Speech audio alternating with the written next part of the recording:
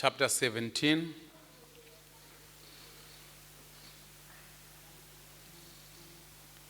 Izenzo chapter 22.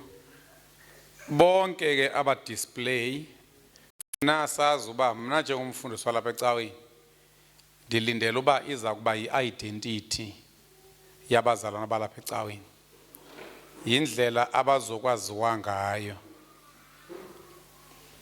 Acts 22 and 23 chapter 17. Funda ke babi. Sizofunda ku NLT. So Paul, standing before the council, addressed them as follows: Men of Imani Athens, manje mazingashintshe microphones. Sebenzisa leya. Bafe banika inqwabe ye microphones.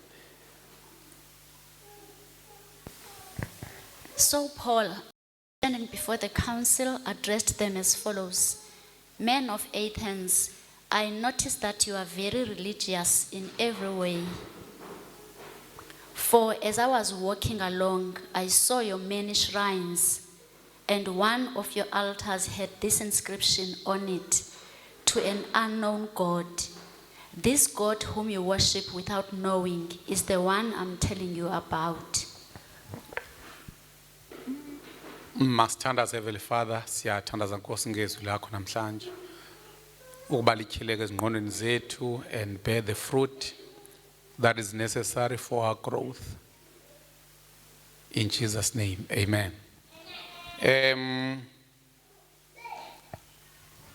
Ndinijonge apha emehlweni ndiyabona uba imajority yenu ziyantunda. Ukuva xa kuthiwa ziyantunda, ingathi aniyiva le ndifundwa apha. Nilindele mna uba ndiyitsho. Ndibona amehlo la. Yabona uba ndingabuza usisipho uba khawutsho mntaba uveni. Angathi nje kufana nangoba engekafundwa. Ndinibona apha emehlweni. So khawuphinde ke babi ngesixhosa. Kona ke nami belindele uba zizontunda. So benizokuthuka xa zingantuntanga. uPaulos waphakama wema entlanganisweni apho e-Areopago wathi, Bantu base-Athene, ndiyaphawula ukuba ningabantu abaluthanda ngokuncamisayo unqulo. Kuthe ke xa bendihamba ndibuka iindawo zenu zonqulo, ndabona neqonga lamadini elibhaliweyo kwathiwa, kongaziwayo uThixo. Ngoko ke lowo nina nimnqula ningamazi, mna ndivakalisa yena kuni. Thank you. Masiveze topic yethu yanamhlanje ke uba how do we display growth? Namhlanje display growth in sanctification by valuing spiritual aspect. Donqene kufaka article phaya engudey because yosibende but ungamfaka wena valuing the spiritual aspect of life. That is xa kuthiwa bonakalisa ukukhula by valuing the spiritual aspect of life. Kuthetha ukuthi bonakalisa ukukhula ekungcwalisweni ngokuba unanze okanye uhoye okanye ukhathalele kakhulu elicala lakwamoya apha ebomini. Ukhathalele icala lakwamoya. Uyibeka kakuhle ke isixhosa sitsho kamnandi sithi ube ngumuntu othanda unqulo ngaphezu kwento zonke. Uthi phaa uPaulos xa efika kwaba bazalwane okanye kwaba bantu uthi ndiyanibona you are very religious. You are very religious in every way. Abesele isupporta lento uthi ndinibona uba ni religious kakhulu, nithanda ukunqula. Kuba ndibona inqwaba yoThixo apha, wonke umuntu uNothixo wakhe, wonke umuntu uNothixo wakhe, wonke umuntu uNothixo wakhe. Now, xa sithetha about the spiritual aspect, sithetha ngokuba religious. Asizumsebenzisa u-religious ngalendlela erongo. Khona indlela erongo ka-religious. Le ethetha ukuthi ungumuntu ogcine imithetho. Andifuni lowo. Lo u-religious endifuna simjonge kukujonga kwi-context ethi ubomi nibujonge kakhulu kwicala lakwamoya. Abantu abathanda unqulo abona bagqame kakhulu ngaba basemakhaya. Amahedeni ayanqula, amahedeni they are very religious. Uzuqonda bamahedeni are religious. Umuntu ofileyo ayathetha naye. Ukuthetha nomuntu ofileyo kukuba religious. Kukuhoya the spiritual aspect. And ningandinqinela nani. Amahedeni abantu abanqula izinyanya for instance, andisithe ukuthanda elicala the spiritual aspect of life kuthanda unqulo. Ndithi ke abantu abamnyama banqula kakhulu izinyanya. Abantu abamnyama uba bekungumuntu omnyama lo besinde kulabhanoyi ubezokwenzana. Umuntu omnyama ebengazutsho uba ndisindiswe kuba ndihlele endaweni ethile, ndisindiswe kuba ndizibophe ngento ethile, ndisindiswe kuba ibhanoyi iwe ngohlobo oluthile. Akayifuni science umuntu omnyama. Everything mystical, everything understandiyo uyazi uba yenziwe ngabantu abadala. So yilento ndiyitsho ke ndithi kukuba religious oko, kukuba spiritual, kukuhoya the spiritual side, the spiritual aspect of life. Lento yokuba ubone ukuba ubomi bakho bu physical ngeke bubekho bungekho obu spiritual. Abantu abamnyama uba kwenzeka into ezinhle usho uba kuhle kakhulu kwilizwe lakwamoya. Uba into kezahamba kakubi uthatha ngokuba into yenzekileyo kwilizwe lakwamoya. So bona already bayihoyile i-spiritual aspect of life. Then singathi ke i-opposite yalento ndiyifundisayo kukuba secular. Kukuba secular minded. Umuntu secular minded ngumuntu ozireasonishayo ngengqondo zonke izinto. And ndiyanoyika apha Christian family ningacingela uba ndisecular. Kanti I am never secular. Umuntu osecular akabelieve ngoba khona ukuthakatha. That's a secular mindset. And for me and a foolish one. So kufanele xa ungumuntu wazi ukuthi elicala lakwamoya lilona ulikhathalele kakhulu ukuze kubonakala uba nyani uyakhula in your sanctification. Grow to a point where you believe the spiritual world as if there is no physical world. Abantu abamnyama ubumntwana uyapasa bathatha ngoba lilizwe lakwamoya lenze lonto.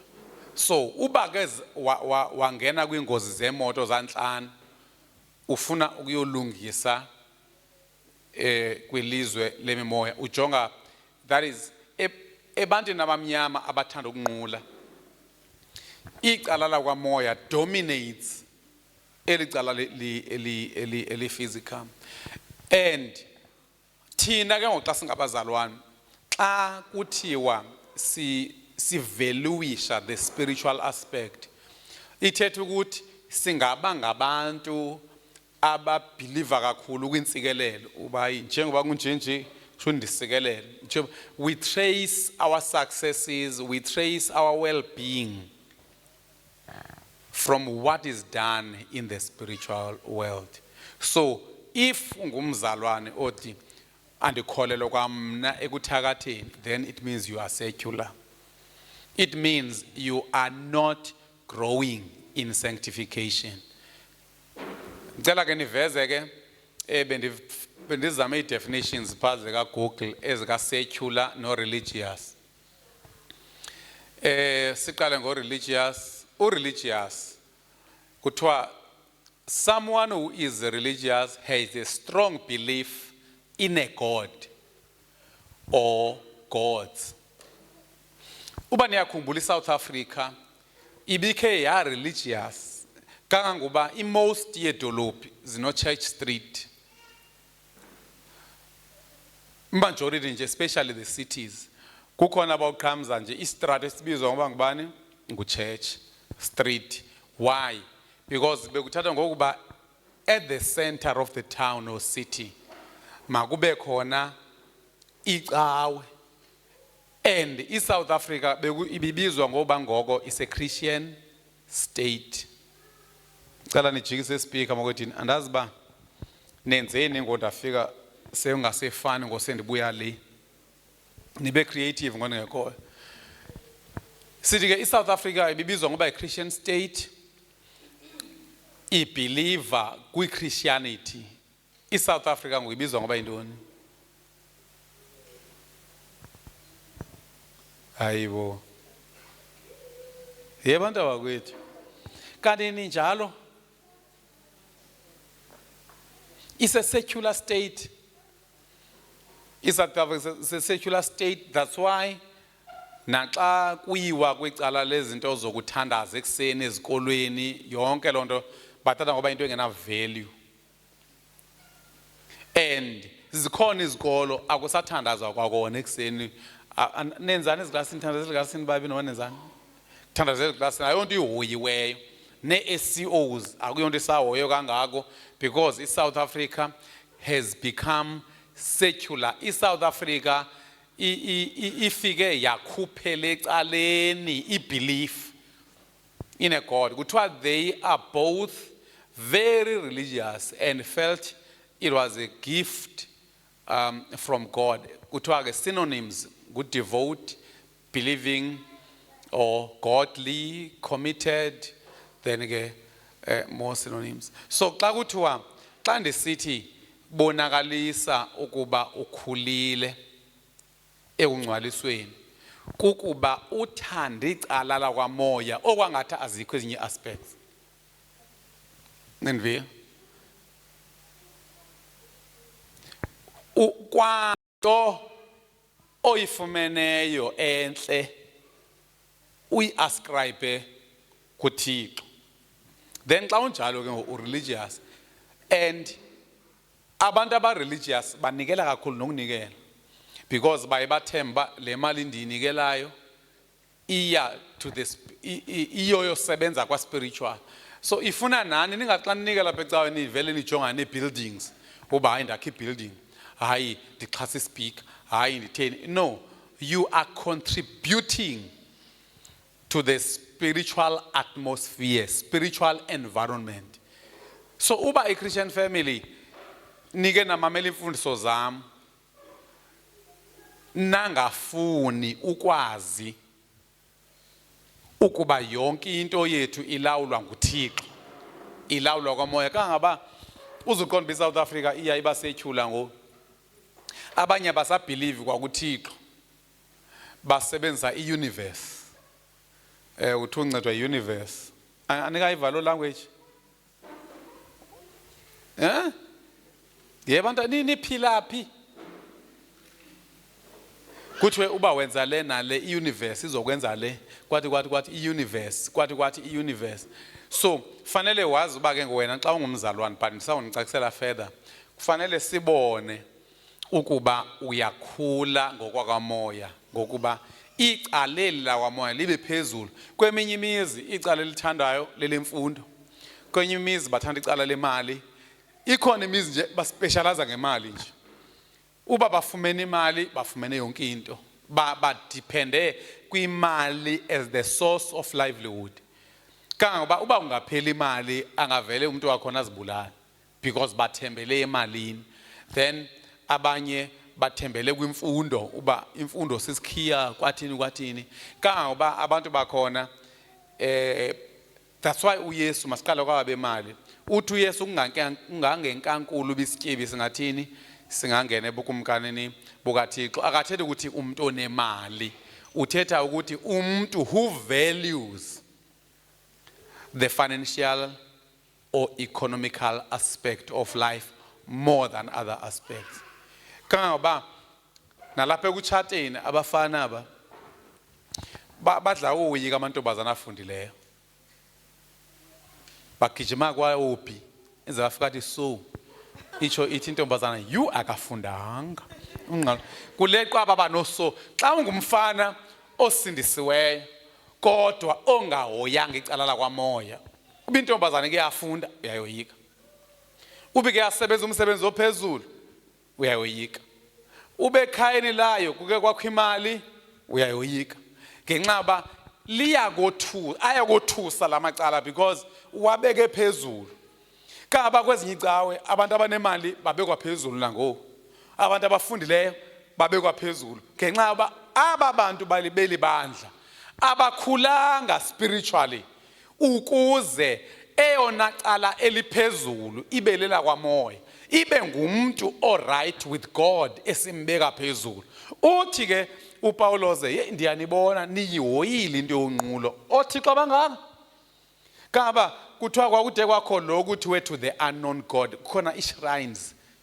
izibingelelo uthi ndibona inqwaba yezibingelelwa kangoba esinye isibingelelo sathi to the unknown God which means ningabantu balapha eAthens kuthi ukuthi ningabantu abazinikeleyo kwi-spiritual life nizinikele kwi-spiritual aspect because xa kuthiwa usecular it means you have no regard for God or even a God. So ndithi ke xa singama-CFA masibonalise ukukhula ngokuba sibe ngabantu aba-spiritual, really spiritual. Then siye ku-secular. Usecular bathi xa bemchaza secular things are not religious. Kuthiwa anything not affiliated with a church or faith can be called secular. So xa kuthiwa into is-secular ithetha ukuthi ngabantu aba-faithless abahoya only what they can understand. They can only what they can reason. Kukhona abantu who value only into abangayicacisa ngengqondo kodwa xa kuthiwa u-religious kuthetha ukuthi wena ubelieve nakwinto you value into ongeke uyicacisa. Manenzela umzekelo ngale religion embi le kuthiwa i-African traditional religion. Ningena babona abantu benkolo kantu xa bephethe ihlahla bethi bawula nomphefumulo womuntu ithweleleni abayibelieve loo nto as a reality ungabajika. So which means they are not secular. They value something that is beyond reasoning, something that can't be explained. So xa kuthiwa ungumzalwane religious kuthetha ukuthi ungumzalwane owaziyo ukuba inkolo yakho ngeke ude uyicacise idicace kubantu aba-intellectual. So secular is to do with intellect. Kuthiwa faith can be called anything that is not affiliated with a church or faith can be called secular. Non-religious people can be called atheists. But there is no God. Yonke into balandela into esengqondweni yabo or agnostics. But to describe things, activities or attitude that have nothing to do with religion, you can use the word secular, which means abantu xa kuthiwa aba-secular ngabantu abangenanto yakwenza ne-religion. That's why ndingabeki igama elithi mna intellectual. Ubusebenzisa igama elithi intellectual ithetha ukuthi ngumntu ongakwaziyo ukuxabisa into engeke ichazwe I understand ngengqondo. Sivene ke sithi ke ngosizobona njani wena ubuyakholwa sibona ngokuba ukholelwe kakhulu kwizinto that are beyond your understanding, kwizinto zakwamoya. Kholelwe kakhulu babone nabantu uba eli cala lakwamoya lilona lihamba phambili kuwe. Uyabona ngokumfana osindiswe kakuhle xa uthi ufuna ukutshata aqala jonga ubufunde kangakanani nobufunde kangakanani futhi umethusi umuntu spiritual or religious in my sense, in my context. akanandaba nobunemali, akanandaba nobufundile, akanandaba nobutheni. The same goes for umuntu oyi-leader ohoye the spiritual aspect. Akanandaba namanye amacala la. Ndingeza umzekelo, ubungaya kwi-dentist. I-dentist andithi ingqondo yala muntu ijongene nantoni? Angakwazi ujonga i-hairstyle, angaqaphela i-hairstyle xa ungena pha. Into ayiqaphelayo ngamazinyo. Yabona la mazinyo angatshaya inqawa lo muntu. Ngokuhlekayo wena, yena uzibonela inqawa because ufocuse kweli cala lamazinyo. Xa uya kumuntu osebenza ocheba inwele, angafika bekujonga amazinyo. No, into ayijongayo yo zaze zihamba inwele zakho. Umuntu owenza ubuso, ntoni i-beautician ntoni? Into umuntu ofaka i-makeup, ufaka abantu. Makeup artist. Into ezoyenza ufika ukujonga ntoni? Ubuso, akanandaba nenyawo. So sithi ke ngonawe, if you are a spiritual person, xa uqala ujonga umuntu, unento ethi ayiwanda kwicala lakamoya usindisi wena. Ayiwanda ubuhlobo bakhe noThixo bunjani na. Then loo nto ke ngoku ikwenza ubonwe nangubani uthi stand out as umuntu okhulileyo because uhoye icala lakwamoya. So sithi ke focus on the spiritual aspect of life as a way of displaying growth. That's why ndatabecaleni and iyadanisa into yokubona ingadanisa or iyadanisa into yokubona umzali celebrate 21st birthday yomntwana ongasindiswanga. Udusimeme usimemela uba siyo celebrate i-graduation ye-heading. Kutsho ukuthi kuwe eli cala lemfundo liphezulu such that you don't care about icala lakwamoya. So befamba wena umuntu okuchazayo uchazeka kakuhle ngumuntu oright kwicala lakwamoya. Kangangoba mna njengomfundisi wenu wonke umuntu ongalihoyanga icala lakwamoya, ongayihoyanga indaba yensindiso, they mean nothing to me. Nobutyebile, noba kanamali, nobufundile, uba kuthiwa mandizoshumayela, noba ndishumayela kwamasipala, noba ndishumayela esikolweni, noba ndishumayela phi, ayikho indawo endifike ndoyika umuntu ngenxa yenye aspect asewangcono kuyo. Uba umuntu ungcono kwi-aspect yemfundo, that means nothing to me because I'm a spiritual person.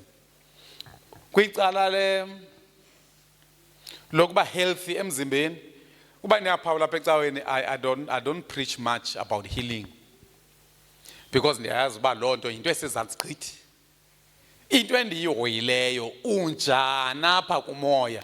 Xa sithi unjani kumoya andithethi ukuthi uthandaza ngelwimina, ndithetha ukuthi ubuhoyile na ubuhlobo bakho noThixo, because this has to do with your relationship with God okanye relationship with a God xa bekuthiwa sichaza u-religious in general. Sivene ke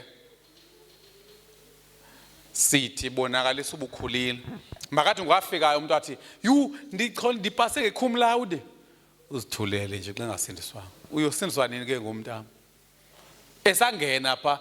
Ungathi umntana wakho kube siwapasa nge-cum laude sawulala sodlelo solala sidlelo Satan lapha. And ngaloo ndlela ke bazokubona uba ukhulile spiritually. Then ndifuna ke sijonge i-components. I-components of what I'm talking about.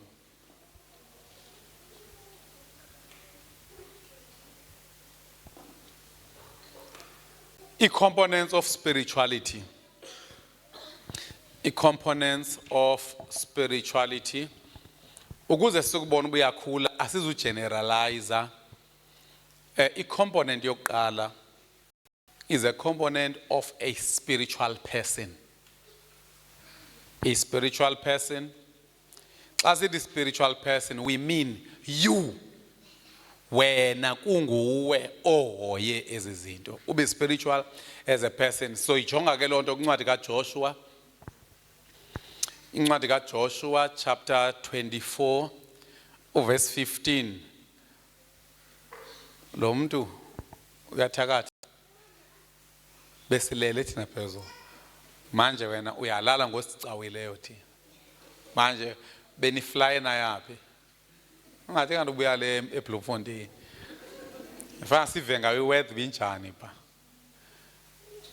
Uthi ke uJoshua ukuba kubi emehleni enu ukumkhonza undikhoyo khethani ngoku ukuba nokhonza bani phakathi koThixo baseMesopotami boyihlo noThixo bama-Amori enimi kumhlaba wabo kodwa mna ikulona ke ngole ndawo. Xa sithi a spiritual person, we mean a spiritual devotion. I mean a personal devotion. Wena qala kunguwe ozinikela kule mindset. Yabona ngopha endlini njengoba ndingutata wabantwana bam ndiphinde beyindoda yomfazi wami wonke umuntu apha endlini uyazi uba to impress me they have to be right with God. Then for their development on earth they have to study, they have to work. That's none of my business, that one. So kufanele nazi nani bantwana ukuthi thina singabazali aba spiritual eyona nto ehamba phambili kukuya ezinkomfeni kukuya ayikho komnye umhlangano that matters xa kuthiwa ukhulile emoyeni. Ibhongo lakho li about God.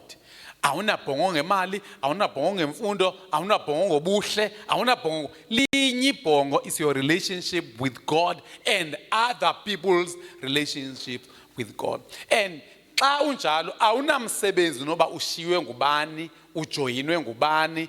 Wonke umuntu okujoyinayo ukujoyina kubani ihlangana uThixo. So sithi ke xa sithi about the components, the spiritual growth or components of spirituality, wena usisiqu maqale kube nguwe onengqondo yokunqula uThixo. As for me, tsho kanjalo uJoshua, as for me, akakatsho uba and my house, as for me, that is uziqwalasele yena uba ayikho enye into athatheka yiyo. Yabona ngoma Moses ilula gqithi yami life. Yabona xa undixelela ngoTable Mountain undixelela ngobani bani awuthethi mos. Kuthiwe uzochitha imali uyokhwela entanjeni le. Abanye bavuyela ukukhwela into lento le uhambe lwandle ixesha elide. Cruise. You see your cruiser. No cruiser. Andi xa kuthiwa baya cruiser andiboni kwanto bayenzayo mna. Ndibona nje umuntu ozithamelelanga.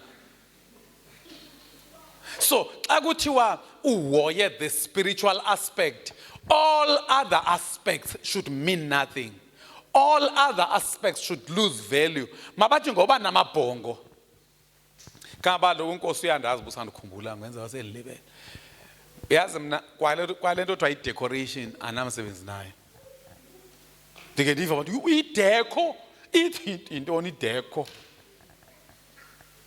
Bangabasengxakini abantu abanebusiness i-decoration bakhona abantu benu. But kaba ndidla uthi into ezininzi ndingavele ndizingene lapha ecaweni because kumnyama indonga zimnyama yonke into anamsebenzi nadeco nalento ufika abantu bethi ndiyobuka indalo uyayibona indalo kaThixo bafota umlambo lo ongase casino babesebenza ipainting faka ipaintings phaya andibone nenye into enhle and loo nto ndiyenza intentionally anandaba noba ungahleka abani noba ungalila abani bunye ubuhle endilwa uba ndibubone buhle bukaThixo. The only thing endifuna ukuyazi is how beautiful is our God, the splendor. Niyakhumbula la ngomiculo wayo, the splendor. Xa ningayazi nihamishe. The splendor of the King, clothed in majesty, let all the earth rejoice. let all the earth rejoice. He wraps himself in light, Culana besingesiphela siyahamisha thina. and darkness tries to hide. Into iveza nina lithi abantu bapha kwenzekani pha? Trembles at his voice. How great is our God. Sing with me how great. Now mamela ke mamela. Uyabona ukuze ufike kula ngoma. Make sure ukuthi ususa kwanto that shows its greatness. Yenze lonto intentionally. Dijeba ndikubalisela manje ndibalisela mamods siyahamba the other time andifuna ukuba specific. Siye kwenye indawo ndifika abantu bavuyela ukubona ukutshona kwelanga. The sunset is so beautiful. Sunset so beautiful. And abantu when they say these things are beautiful they spend on them. Once kwakhona enye into enhle yabona ngo akho kwa nempahla akho impahla zinhle akho umuntu umhle nebabi nonke sizingela ubuhlobunye apha kaloku bazalana igrowth antibe sithe spiritual growth is up to you ayifani nenye growth bawuqhamba wena vala amehlo kuzo zonke ezinye izinto ekuthiwa zinhle uyaninzi bazibona bengonwabanga nwaba into ebangibaba ngonwabi ifocus yabo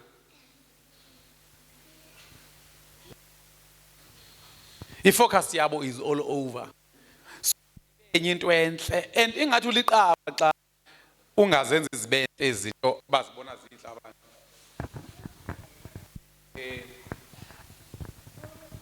so sithi ke number 1 wena as a person be a spiritual person mamgaxi yiba ngumuntu ohoye elicalala kwamoya ungawendo zo birthday no anniversary yonke lo nonsense siyeva kude caba uba abantu balibele ukuthi happy birthday ukhubeke lutsho impumulo enyephileyo kuba lokayidibile ncam uhlushwa kuba abamfakanga happy birthday into nale andinayo ingxaki xa urhalela ukupha umuntu ikeyiki umpheke ngebirthday because it's about the person because inkolo yethu bazalwane is about loving God and loving people. So if lento uyenzela umuntu ngenxa yomuntu awuyenzanga ngenxa yebirthday uyenze kuba inguye usenzela yena that is ufuna lo muntu onwabe ufuna lo muntu abenefit it's not that ushayekwe kuba kunale event ekuthiwa ibirthday lapha so dithi ke i-component yokuqala efanele uqiniseke ukuthi ihoye elicala lakwamoya ebomini imani kwenze kanjani bomi bakho umntwana ophuma omngaka yedwa madoda what kind of carelessness is that emva kokuncumile kanti abantu banjani kanti uyazi umntwana omngaka sino uphuma exa kwabomi ebusuku ubomi hayibo kanti what kind of carelessness is this okanye uthatha ngoba akayo Sunday school teacher akutitshwa ngo-security abantwana ifuna umntwana umbuza uba uyaphi ubuthi uyochama umlandele umbukele ubuchamile uba kuchamekanga siyambetha siluthanda ukuzula sithi ke i-component yokuqala is the personal devotion because ayizonceda into yoba uvele uyoqhuba ifamily yakho kangaba imost yamadoda amnyama adla ukuthi hayi ndikholelwa mna ifamily yandithandazela wami umfazi uyandithandazela kangaba khona into abadla ukuyitsho ukuthi nisibeke undibeke so fanele wazi ukuthi before you can say my house before you can say my family it starts with you wena value the spiritual side of life uba ngaba ngokuthiwa uyabhala pha ubufunde kangangoko uvela ubhale uvela ubuye no 21%. Now ikhonto emosheka phakathi kwe life yakho no Yesu uyashukumiseka uYesu ke ngulilelani ke ngu ulilelani. Niyazi boba nimathe kanjani? Niyazi bantwana kwenga engakulilisa ngisho yiyo. Engakulilisa uyinyuse kakhulu educational aspect. Because uyazi ba most yabantwana xa efike sekufakaziwe sozumbulila. Because elicala le spiritual aspect alikho kangako kodwa ubuke wamiss class okanye wachulutwe because umzekelo xa umzalwane usazi bandifunde kangangoko ndazibuyela no 15% uye ecaweni xa sikwenza mkhuluwe ingathi kwenzeka nganto leto nifundisayo na that's how life is supposed to be xa ungumzalwane xa ukhulile emoyeni niyakhumbula abazalwane lo mfo endimthanda kakhulu uyangichaza lo mfana uDaniel iintshaba zakhe zide zatsho uvezani lo verse ba ithi ukuze simbambe makube yinto enokwenza noThixo wakhe abathi masebe incwadi zakhe ukuza ngaphasi wena ubaba ngebe incwadi zakhe ungaphambani ne because your educational aspect is very important kodwa uba bebe iBhayibhile yakho hayi akuthathwa nganto xa kubuza afikile amaphara ebentoni hayi andibonanga nto uyobona kuyithatha ngecawa hayibo iBhayibhile because it is the lowest thing in terms of your values so xa ungumzalwane mazibe khona izinto that do not matter actually everything about comes shouldn't matter even your life should not matter ngokayesu ulilela u10% ubufundile into nelilisayo andiyazi into elilisayo okanye uzama ukuthi bamakishe kakubi ulilela into ililelwayo kutsho ukuthi ulixheshe kakhulu elicala lemfundo kubulazi bali emalini yeah abuya khona uye emalini because befamba wena ufonela umama wakho hey mama vena fumana 21% apha bendifunde kangangoko then ube sochaza kuba xa ucinga intoni ngeke uthi ungayazi ncam into is either babuzela indawo ubungagxilanga kuyo but ukwenza kufela ithi ungazazi ubufelishiswe into hayi siyaxoka ngeke kaloku mamelani bazalwane andithi ufelishiswe intoni oyenzileyo wena ufelishiswe intoni eyenzekileyo maybe it's a questioning style or iscope khange singqamane or khange ube naxesha enough kodwa there'll be a reason then emva konke uya ecaweni rejoice in the Lord all you see is the splendor of the King only the splendor if you've got a lot of splendors it means a lot can go wrong in your life yabona uba uke wangumuntu izapha moketini ndiyeza amadoda izapha mfana wami izapha ketini izapha ndoda izapha nawe Pinky dijikelezeni stand around me don't move around me around me make a circle around me yes mavula bengabe uno Pinky imangapha nofana wami ningabe kho sithele ncam ungadebe kho mangadebe umuntu osegantsho yeah now yabona ngoku if ndithanda lo mfana kakhulu ndimthande nalo let's say 80%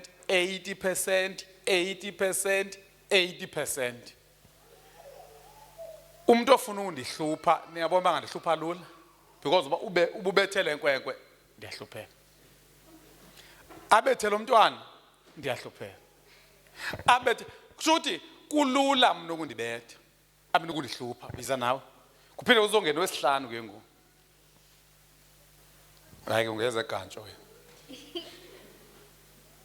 kutsho ukuthi mna kulula uba ndingangabi na peace because akululanga ba kungalunga ungakuhle konke kwabantwana so which means if le education money health each one aspects family social aspect and then sizilibele intoni le or spiritual ke ngoku. So if zonke ndizithanda ngolinganayo xa bethintele bandimoshile, xa bethintele bandimoshile, kodwa ubifocus yam ndingathi ndizothanda lo muntu, I will value lo mntwana. Bafike baqhwabele konke ngempama, anamsizwana lo nto abemenzanga nganto nje lo ndimthandayo. Baqhwabele ngempama, anamsebenzi. Kuhambe kakubi kulo, anamsebenzi. Baqhwaba all these aspects konakele kwi-education. Ndiyazi uba uThixo wami akakenzeki into andithi. Konakele ezimalini okanye kulahleke imali ufika amaphara eba andakwanxaki, I rejoice always akonakalanga ndithi. Then konakele benthe intoni lo? I-health yam ndiyagula ante ndiphile. Akonakali kwanto because ubuhlobo bam noThixo akwenzeka nganto. Then i-friends zam zindilahlile. That is my social aspect is affected negative. Anamsebenzi because i-focus yami la. Naxa kuthiwa ndiyazivikela uba ndingaphoxeki lula, kulula ndivikele licala qa. Noba kwenzekani phaya. So if ningabazalwane abambaxa anizikonwaba, naku ngokuchola u-15%, uzoliliswa ngalo 15%, ulibala uba kuhle lapha, kuhle lapha, kuhle apha, kuhle apha. So ukuze ube ngumzalwane othi kuhle emoyeni wami, qiniseka uba awukho mbaxa. You've given your heart only to the spiritual aspect. And ke ngokuba niyayiphawula icala la kwamoya niyaliphawula balixhomeke ukuthi lona. Kubani ongathatha uThixo kuwe? Kubani ongafika bethu uThixo? Which means you are in control of this side. So that's what I was trying to say. Ukuthi musanokuliliswa, thank you bafethu. Musanokuliliswa zizinto zonke, kodwa ukuze zingakulilisi zonke, maqale kuye kusuka ipercentage izaphe ukuthandana uThixo, izaphe ukuthandana uThixo kuthiwa. So they concluded our only chance of finding grounds for accusing Daniel will be in connection with the rules of his religion. The religion zonke. Which means bayamazi uDaniel uba ubuDaniel sifuna ukumkhuba. Into aziwa ngayo yi-religion yakhe. Waziwa nge-spiritual aspect. Kangangoba ndike ndiphawule nasezifemelini zethu bade batsho bathi ingathi xa uyasi-overtake. Uyabona xa unjalo ubukwazi ukuthi it means wena wenza le nto ndiyishumayelayo. Ithi ne-version yeyiphethe God. NIV. Then you fake NIV mntanam. Kuthiwa finally these men said, we'll never find any basis for charges against this man Daniel unless it has something to do with the law of his God. Kutsho ukuthi kuyaziwa uba uDaniel nobungamthinta phi angacompromise noba intoni, angaluza noba intoni, into angazuyiluza into enokwenza angeke acompromise kwinto noThixo wakhe. Yes malo. Uveza nesixhosa ke mntana. 1 2. Oh. Yo. Dithi manibuza. Oh, bulisitata nabazalwana. Natata nathi manibuza ba dithi manibuza that ba mna cheba if kupasa iyedeni more than abazalwana, doesn't that paint a bad picture about and abayedeni not see the goodness of God and all? The goodness of God is a relationship. Uyabona, if okay kusho ukuthi malu uSathane he finds a way of creeping in ezinto azenze ngathi they are for the glory of God. Kube nganje ndipasa for the glory of God, then uba ndifelichile ndehlisele iglory kaThixo. Hayi bubhanxobo. Thina noba siyafelicha ngosifelichayo sibizi SCO. Siyothandaza xa sifika pha sikwenza mkhulu wena ngokufelichileyo uno level 2.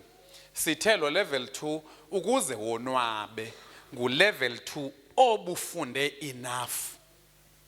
Kanti ndiphala abazalwane nabantu kwenzeka iopposite, ukhutywa kakhulu ile ebefunde kakhulu kunale ebefunde kancinci. Because ngicimba mina xa ubuyifunde enough into akho nto ikuphoxayo apha. Because wenelisekile baqhamza uba I did my best. Into ebefanele yakukhubekisa kulapho wazi uba you didn't put all your effort. Then ke you can blame yourself. So you don't blame yourself there. It's just something that happened. So famba xa umzalwane uchole ulevel 2 uyazazi bupasile, uyazazi uba ufunde kangangoko wenze konke ubunokukwenza, omva koko all you see is the splendor of the King. The splendor kuthi uSatan wamthatha uYesu wambeka entabeni wambonisa ntoni? All the kingdoms of the world and their splendor. What if you bow to me, I'll give all these to you. uYesu didn't allow the splendor of the worldly things to get into his mind. Kuthiwa wafika uSatan wambeka uYesu wambonisa ntoni? Izikumkani zehlabathi nobuhle bazo. Wathi ubuthe waqubutha kumntu yokunika uYesu wangaboni ngobo buhle. And amahedeni ngawo la asimoshayo. Because if awuzazi izinto kuthiwa you are barbaric or you are primitive.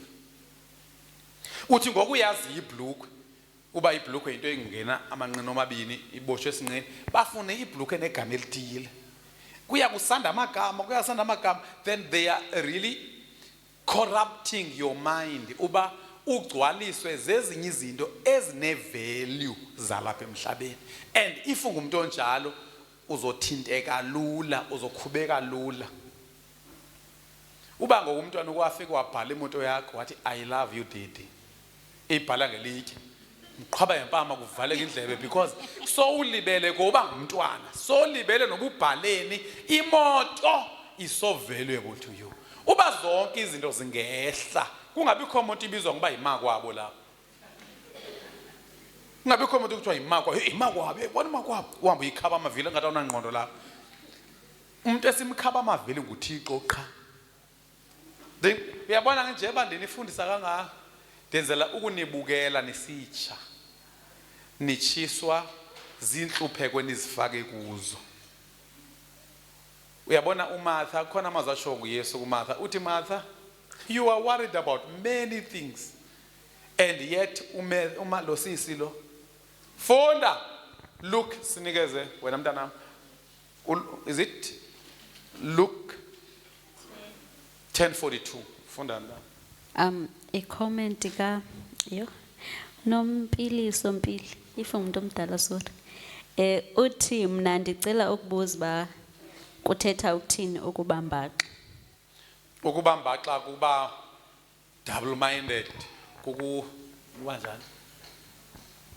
Kubakho ngapha nangapha. Kubambaxa. So xa ungumzalwane yaziwa ngento enye njengoDaniel. Kuthiwa uDaniel into esizomthinta ngayo ukuze sifumane the basis for accusation mayibe into enokwenza nomthetho kaThixo wakhe. So nawe xa ungumzalwane yaziwa ngalonto.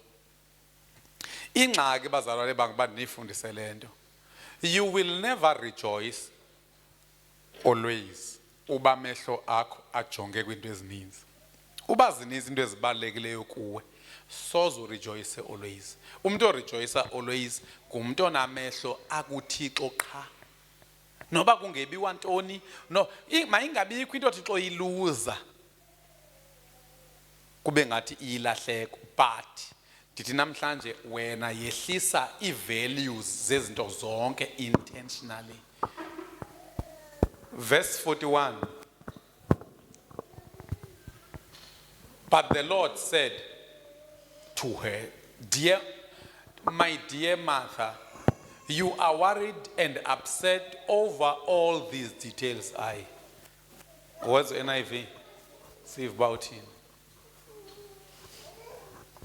Martha, Martha, the Lord answered, you are worried and upset about many things, which means many things have value to you.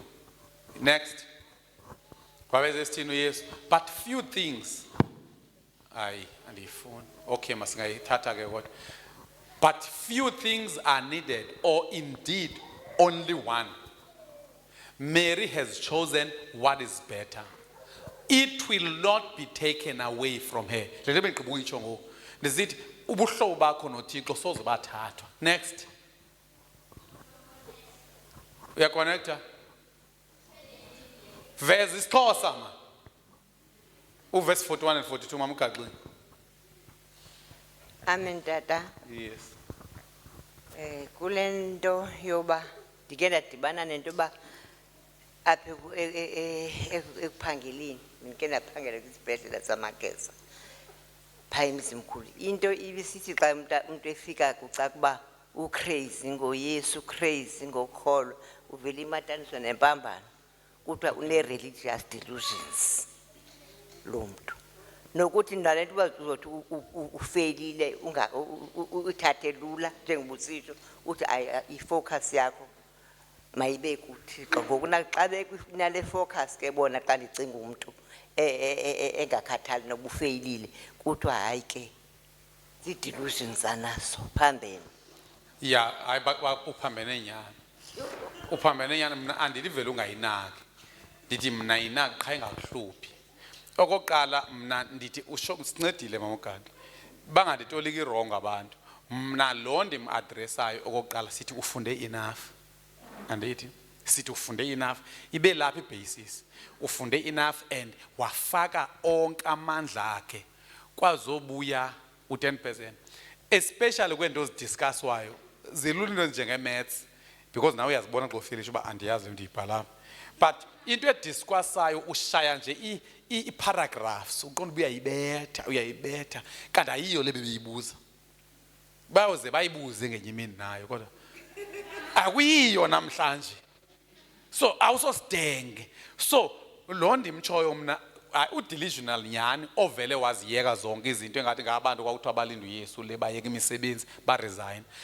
Thina sithi umama uGaxi uyasincedisa. You are responsible enough. Uyafuna izinto zihambe kakuhle but azikho important. Uba zithe zangahambi kakuhle you won't kill yourself. Awuzuthi ube nenhloni. Siyevana ke.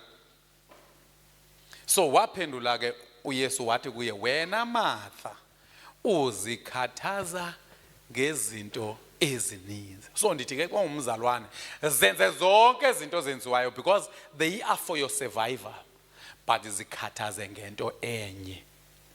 Buhlobo bakho noThixo, your spiritual aspect. Siyeva unfortunately ke nami ndingumfundisi owayeclever lowa. Ndingumfundisi owayeclever nango unje abantu uzofunda uba ndiye ndafuna sothi qhwi nje ndipase. Nindibone ndiyograde. Yeah. So andisho uba ndisizidenge but ndandla kusho naNkosi ngoba bendifunda recently because ndafunda nzima kakhulu kusakhiwa lendlu. Isidudu ndandisidlela lapha. I-assignment ndizenze lapha. Ndathi kuNkosi uba ngaba ndiye ndafeyila ukufeyila kuzoneza ndiyazi ngcono because xa sendiyiphinda ke ngoku sendiyazi ongathi ndizoba teacher nabanye. So ndizama ukuthi inye into endikhathazayo mayibe into enokwenza ne-spiritual life qha. But in excelling ndingazama uku-excela but ungaliliswa yimodule. Ungazange waliliswa ivesi ongayiqondiyo. Maninzi amavesi alapha eBhayibhileni awazi bathetha ukuthini. Kodwa akhona elinye esikubona ulila.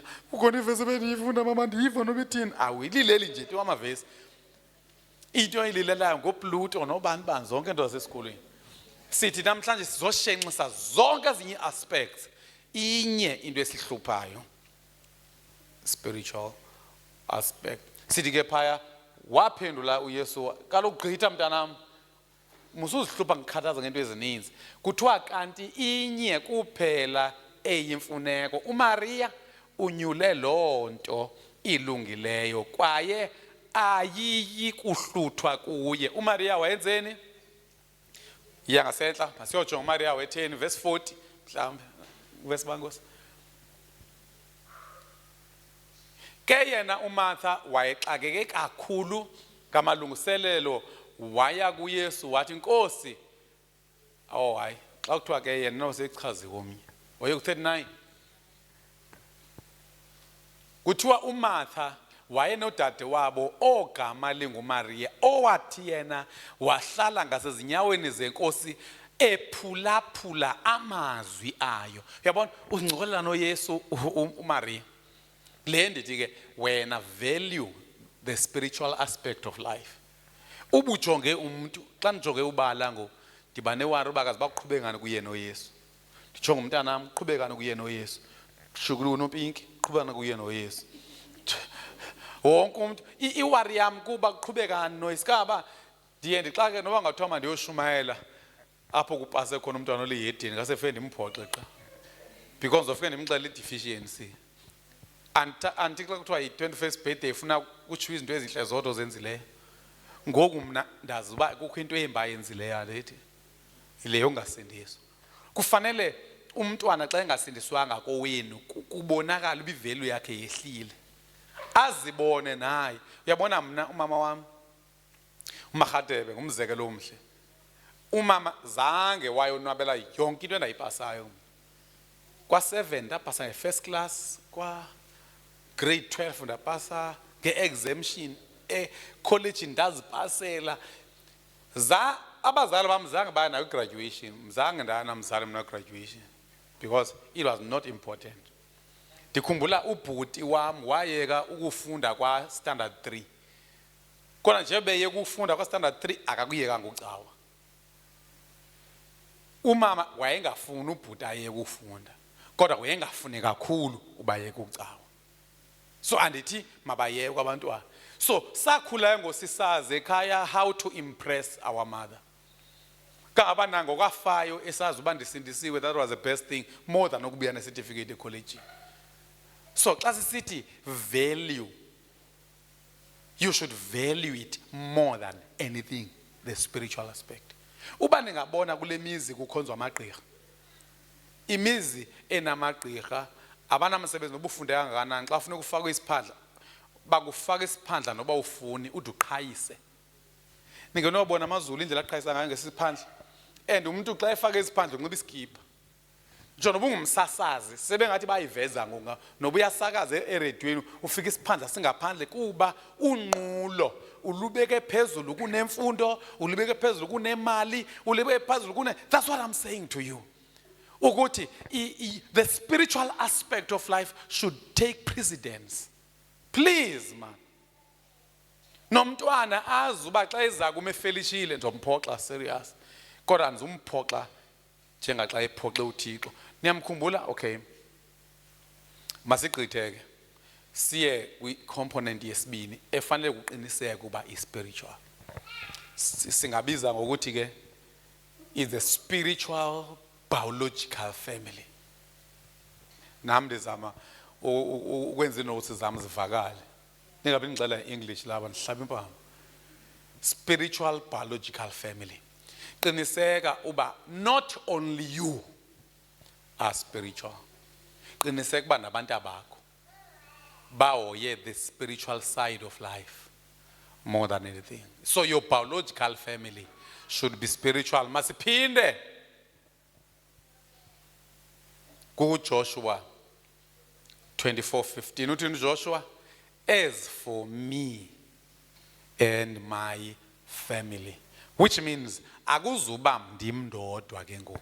My biological family will value the spiritual side or aspect of life. Mamelana bazalwane, abantwana bam basebancinci shame, abakade babe nemali, kodwa ndiyanifungisa soze ndiyivuyele imali yomntana am ongasindiswanga. Angathi sasisinekile ethi cha izisini ndithi hayi mntanam ayidleki le mali, ayidleki imali yakho, imali yakho ikufuzile.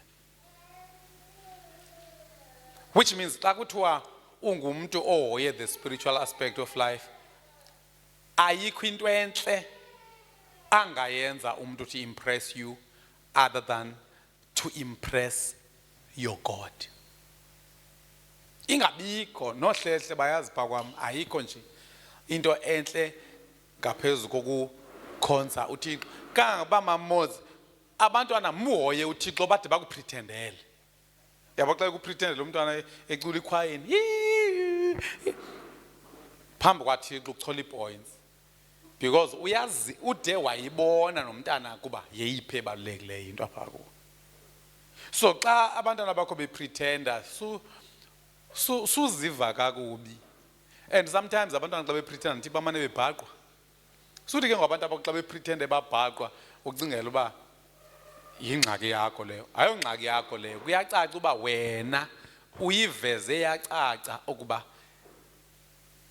yiphi intoni aspect na leliphi icala elibalulekileyo ebomini. Kuthiwa ke nanku uyawuthini, but as for me and my family we will serve the Lord. So musuba ngumzali okhawuleza abancama abantwana. Abantwana noba sebebadala mabakwazi uba nothing brings you joy other than serving the Lord. Iyeva nditshoyo sithi yeyiphi component yokuqala masiqiniseke ukuba ihoye licala lakamoya nguwe as a person. Kutsho nawe suthi hayi abazali bam basindisiwe. No, it should be you and your family. Xa sithi your family doesn't mean abantu abazalayo, ingathethi ukuthi nguwe naba bantu niyifamily kunye. Kutsho ukuthi umntwana ngamnye akakholelwa umzali wakhe apha. Umfundo makatsho bathi mna nefamily yam siyokhonza uThixo, mna notsima notata sizokhonza uThixo, nawe bala utsho uba mna notata upotolwana siyokhonza uThixo. And umntwana onjalo uyakwazi ukuba jonga nabanye abantwana abangafuni ukungena edyokweni yasekhaya, kuba apha ekhaya eyona nto siyijonge kakhulu licala lonqulo. Icala lonqulo lilona liphambili, spiritual, biological. Family should be the second aspect emawuqinisekwe ukuba is-spiritual. Ndiye andithi ke bazalwane musana ukuhamba niyodlala nabantwana. Ningahamba niyodlala nabantwana qha ndithi mayingabi yivalue yakwakho. Mayingabi yivalue yakwakho. Abantu abamabazi ba mhla sendimdala mhlawumbe sendipentshele. Xa berhalundo nwabisa bandithatha bandisecaweni bandiphathela ihita. Sendilikhehle lidla amazinyo kwelo xesha. Ndimungunya amazinyo. Bayazi uba utata make simthathe siyombeka pha simbekele ihita angene noba yiservice inye. Bandazi ngaloo nto abantwana. Ndingabana abantwana abahambe bentandazela bengazi noba ndifuna imarshmallows, noba ndifuna ikeyiki, noba ndifuna amasi. Mabandazi abantwana bam ndifuna ukuya ecaweni. Mabandazi abantu abandifuna ukukhonza. Ade atsho umntana mama ndizokubhatalela imali yokenkomfeni, ndizokubhatalela indawo yokulala, ndizokuthini. If you want if you want to impress me, mabe into enokwenza necawe undibhukhele pha eBloemfontein undifakele ihita pha. Ndiva kuthiwa namanzi akho nakhulisa undithengele amanzi. Asazi noba wakhuli nomnye umuntu apha. So ndithi ke ubinganjalo nejacket ondithengela yona mayibe negama lecawe. Tata sikuthengela le jacket enze ungagodoli ecaweni. Mna bazali ndiqhela ubabona abantwana bephuza utywala betsho loo nto kubazali babo. Umntwana uphuza utywala uyanxila athi mama nanga amaqhawe senze baxoye ecaweni. Mama athi umntwana eliyedeni akuthengela iBhayibhile umntwana wakho. Eliyedeni kusho ukuthi uyivezile into ethi apha mna ndihoye kakhulu. I value the spiritual aspect of life. Ungaveli bona umntwana ovela ukuzela incwadi kaJohn van Riebeeck. Yo mama ndenzela uba manichitha ixesha zibuzo phasebhanoyini. Kaloku xa ukhwele ebhanoni ukubona into ezifundwa ngabantu uba yo iipages zingaka 100 ways to be rich. Qoba yo ndayigqibana kweyokuqala. Abantu bafunda inazi fictions, fiction books. Upalwa umuntu ufunde into yokudlalisa ingqondo hamba kuphumula izingqondo bakuthi. So ndiyanicela ke ma-CFA. Sithi number 1, the spiritual person. Wena zigade wazi uba uhoye kakhulu. Ndithi ke ndiyanazi nizoza kumnilila ke nize nazi uba intuthuzelo yami izoba ncinci. Uzothi ngulila ukhefuzela udle isono because ndazi uba mna eyona fambi kulilisa kangaka into yoba kumosheke ubuhlobo bakho nabani noThixo. Make sijonge umfa utata endimthanda kakhulu. Bantwana apho phezulu nifakile le verse alethi kwi-component yesibini. Kutsho uthi uJoshua 24 verse 15 ungena kuzo zombini. Ungena kwi-spiritual person, angene kwi-spiritual family. Then we can go to uYobi.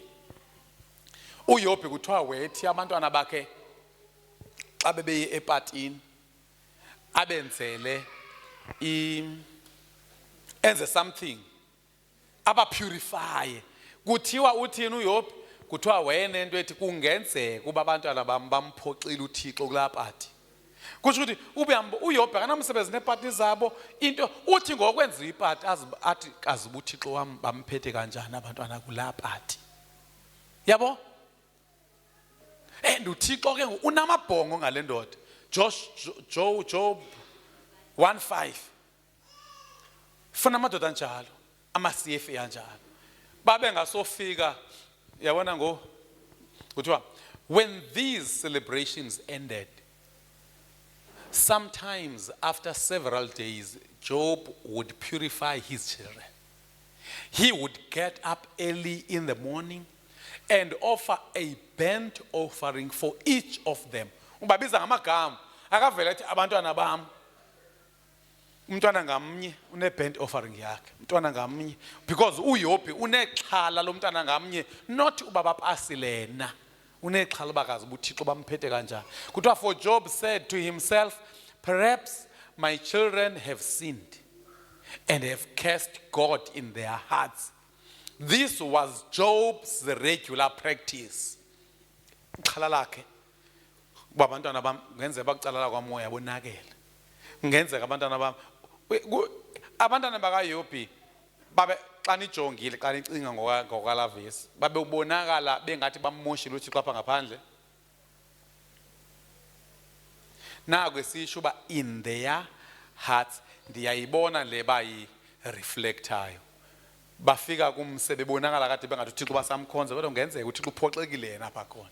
Kodwa in case babe bamphoxile uThixo, here is a burnt offering for uNokofana, burnt offering for uMary, bonke abantu abakhe ngoma akafuni kubekho nomnye umntwana ophoxe uThixo. Kwelo xesha wena awufuni kubekho nomnye umntwana ofelichileyo. Awena awufuni kubekho nomnye umntwana ongena career. I-values zakho ziqhethekile. Ndithi imfundo necessary for survival. Abantwana ungabancishi imfundo. Abazali bethu bebede baboleka imali, bayohela, bayotena, angabikho apha ecaweni umzali owenza umntwana angafundi for any reason. Because imfundo iyafuneka for umntwana aphile usofa. Kodwa angalinga bekhona umzali okhathazeke kakhulu ngemfundo yabantwana more than inkolo yabantwana. Into endiyiphawulayo abazali bakudala bebede bathengise nenkomo ndithi. Thengisele umntwana wakhe. Andifuna umzali apha ecaweni onomntwana ongeka-apply ngoku. Uba ngumzali unomntwana onga-apply ngoku efanele uya-apply usisidununu nje somzali. Okuthiwa futhi ezinye ku-apply for free.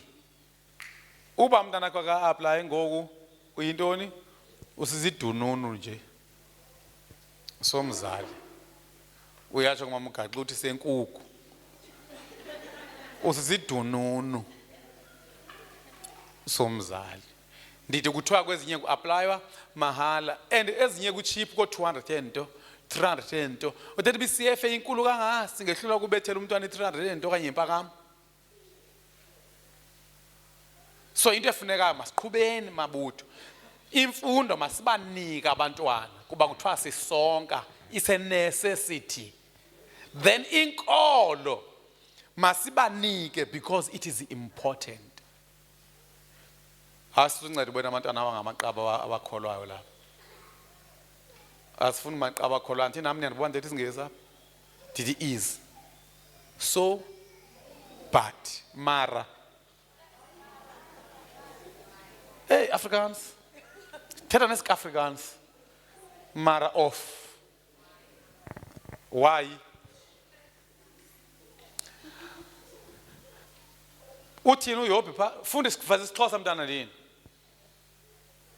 yema niyayifuna ihitha ubibaswe ngomso okay kuthiwa wakuba lo mbhiyozo ujikeleze kubo bonke uYobhi wayedla ngokubabiza abantwana bakhe uyaqomba abadala abantu abanemizi ababize still ukuze abahlambulule badala abanemizi siyasanga kodwa bayazi mntanami uba utata uzosibiza ke emva kwalo mcimbi kuba utata akhonto ayihoye njengemeko yethu yakwamoya kuthiwa ke abahlambulule wayevuka kusasa kakhulu ngathi kuzoba khona umembulo afike kusasa ngathi uzobembula abenzele amadini atshiswayo ngabanye kaloku uYobhi wayesithi mhlawumbi kusenokwenzeka ukuba abantwana bambonile bamchabhisa uThixo ezihlizweni zabo wayenje njalo ke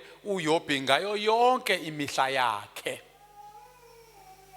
abantwana bayazi bemva kwepati siyabizwa emva kwepati siyabizwa emva kwepati siyabizwa siyohlambululwa because utata unexhala lokuba sise right. Number 3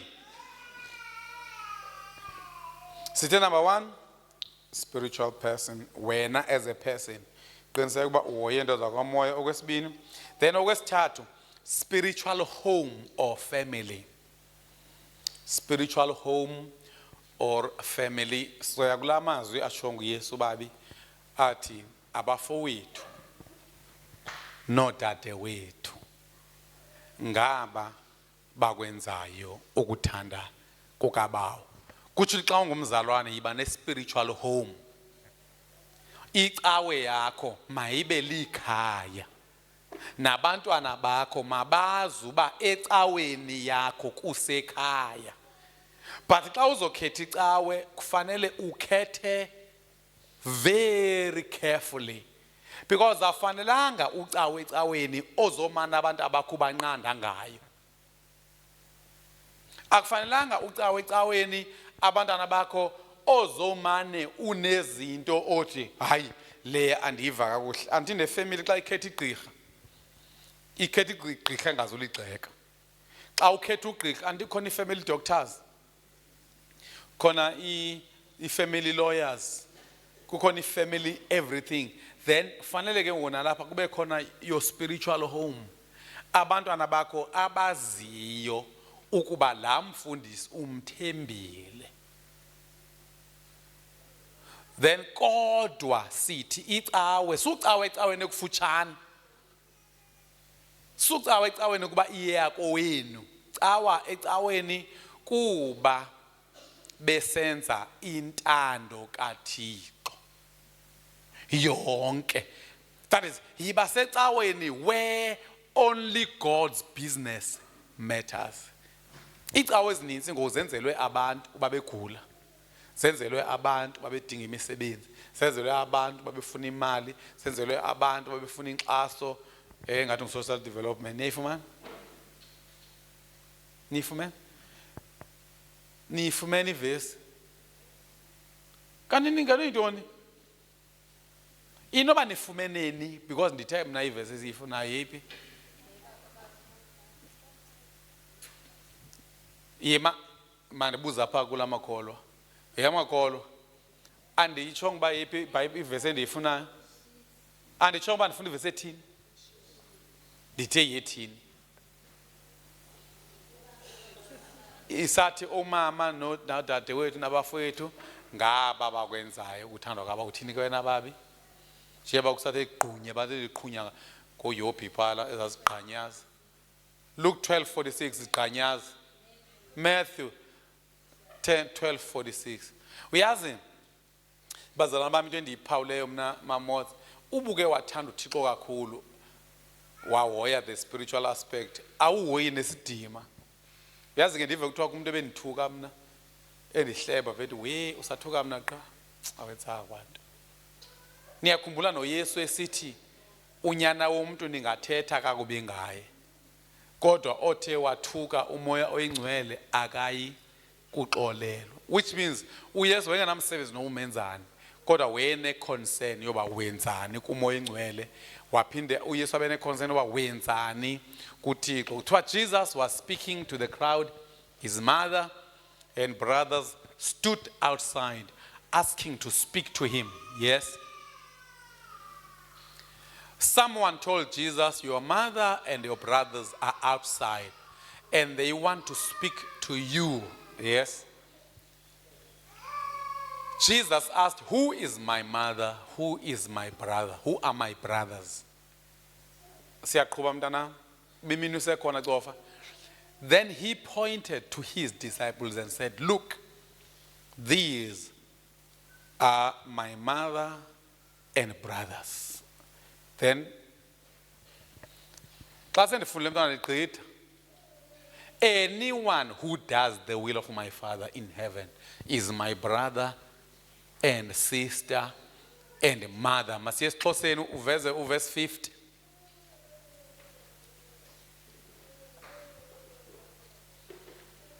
Kaloku lowo uyenzayo intando kaBawo osezulwini nguye ongumntakwethu nodade wethu nomama. Kutsho xa ungumzalwane, abazalwane mababe ngodade wenu. Nasefamilini yakho introducer the second family. Awuyilahlanga la family, but uyabaxelela ngoba bantu abakwethu, I have got the second home, the second family, my spiritual family. Abazalwane mabangabi yindawo cawa kuyo, mababe likhaya, mababe ngomama bakho nodade wenu. Into endiyiphawuleyo ke, ii-families xa kuziwa kwicala lokusindiswa ziyathanda ukuxhuthisana nawe ngamakholo. Kodwa ii-families ezinamagqirha nike nizibone zikhompyutha nomakhosi. Xa ningazi nithandazi bantu abakwethu. Mna ndake ndaya eCecini. Lento semncinci. Xomnke ungabe nenyama ngosasebanga. Uya kuyo yonke indawo ngathi kuyanuka. So siya komnye umzi ke pha kufike amagqirha. Amagqirha nembiza zawo. Aziphekela imbiza zawo ukudla kwabo endininzi inyama pha kubo. Kaba sathi zasifumana sahamba pha ko5 ekseni. Sasifumana inyama pha. Kuyabonakala uba eninzi inikelwe kwamagqirha and ayahlonitshwa. And uzuqonda uba ii-families ziyakwazi ukubahlonipha abantu, zize zikwazi ukuhlonipha nabantu abanxila nonyana wakhona. Kwazi uba bakulandlu bayaphuza badla into zabo. Kodwa ubuke waqala wasindiswa kuzoba ne-competition. Uba yi-birthday kuzojonga uba ngobani abafaka i-birthday between i-family members ne-church members. Kujongwe ngomphi utata omthanda kakhulu, kutata umfundisi notata okuzalayo. Abatata bayakhompyutha? No, abakhompyuthi. Abakhompyutha ndithi? Ndiyongena ukubuza lo mbuzo bese sizothi ngomphi obaluleke kakhulu. Qha ndicela vele trende. Then if akasindiswanga lo okuzalayo ngomphi utata obaluleke kakhulu? Ngo-spiritual noba ngulower? Ngomphi utata okunika amacebiso right? Ku-spiritual, because uhoye ntoni wena kakhulu? The spiritual aspect. Kaloku xa uthiwa hayi uyolo lo muntu ongahambiyo ngecebo labangendawo, nalo ozalana naye umuntu xa engakholwa ungongendawo. Ungulo kufuneka ungahambi ngecebiso lakhe. And bazalwane, ayikho into eneutral apha emhlabeni. And abantu ovana nabo, they have influence on your value systems. So zithi ke Christian family qiniseka ukuba if abantu cawa nabo ngodade wenu nabafowenu. And uba ungumzalwane onjalo noba kungafabane efamilini yakho. Xa ungumzalwane onjalo noba unoyihlo owakuzala wakushiya, noba unomama wakho owakuzala wakushiya, ufumana abazali apha. Ufumana abafowenu apha. Awuno ndithi yho ndikhumbula unyanya, ukhumbula unyanya phi? Ukhumbula unyanya wantoni umuntu wakushiyayo? Oh unyanya. Uthini uYesu? Umama wami abafowenu, abafowethu nodadewethu ngaba bakwenzayo. Abafowabo uYesu nodadewabo uYesu babevana benoYesu? No, they were not friends. So andithi ke ambani niyocunukela abantu ndithi, kodwa makufike kwilevel apho bathi xa bekugrogrisa beso ke siboneke sokushiya nabo bazalwane, uqonda uba akazi ba xa indishiye nabazalwane undishiye nabafowethu ngqo. Ithetha ukuthi ngena kwifamily yakho yakwamoya. Musuba yazi abanye abazalwane ba serious kakhulu ngoThixo but in a wrong way. Apha ebazalwaneni ungene ngonyawo olunye, nakwela cala ungene ngonyawo olunye. Uba kungathiwa ubhujelwe bangathembiselana abantu, because alikho iqela elivela caca uba liselubala. Yabona umzekelo mna in my family, surely uba ndingabhubha bangabeka icawe phambili, isicacele lonto. Wonke umzalwane ebefamba unjalo.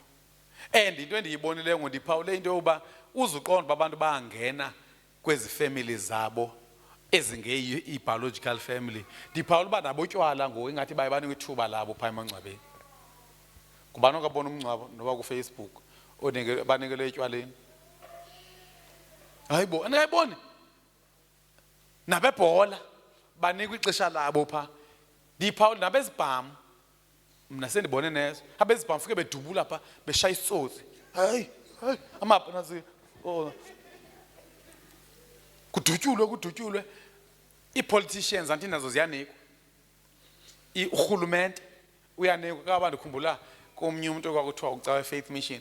Sasokola ngoba ushumayela umfundisi walapha. Kuthiwa uzoshumayela uChapley. Because kuyaziwa kubizwe ngoba ise state funeral. Kusho ukuthi abantu buzinikele kakhulu kubo, bathatha indawo mhla wafa. Bathatha indawo kwinto za ngoku kufanele ke ngowena ngena ebazalanini ukwenzela uba bazi ifamily yakho, uba uyishiye isazi uba abazalwana ngabantu abantu babalulekileyo. Is either bazoyekela ebazalanini kuba bekhalala okanye bayekele ebazalanini kuba be-acknowledge your desires. Musuba yi-half. Caca uba uphi. Siyevana? If ifamily ayisindiswanga, yikhathalele, uthande abazalwane. Ifamily ayikhathalele uyenzela yonke into entle.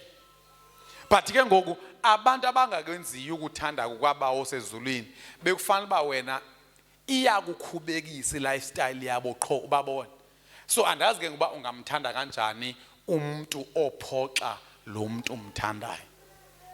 So zike yiba ne spiritual home. Yiba ne spiritual home, and it should be home. Nasebantwaneni bakho mabazi uba your church is the home. And kuba lula ke ngoku once icawe yalikhaya lakho, noba kungabizwa ophu umnikelo awuzothi siyaphela icawe, because akekho umuntu wakwathi uyaphela leko wabo.